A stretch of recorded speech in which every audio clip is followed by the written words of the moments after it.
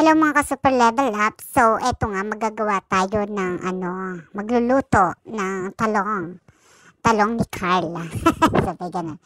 No, ayan nga, inihiwa ko na siya. So, pagkahiwa ko niyan, ay ipiprito ko na siya. So, pagkaprito, ang gagawin ko naman ay lalagyan ko siya ng bagoong. Yung paglalagay ko niyan ay yung papaluto na yan. Yung almost, na ba?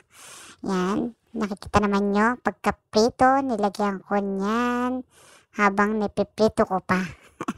Ayun, patapos na ng prito, paluto na kumbaga. At tapos, ay, pag naluto na yan, ay kakain na. Ganon. So, pagkakain, mapapadami kayo ng kanin. Bongga talaga, guys. So, yan na nga ang resulta. So, tikman nga natin. Yan. Dapat hindi ako kakain. Napakain ako ng 2 oras kasi nakakatakam talaga siya, guys. So, walang diet. Peke yan. Ang sarap talaga, promise. Try nyo, mapapadami kayo ng kanin.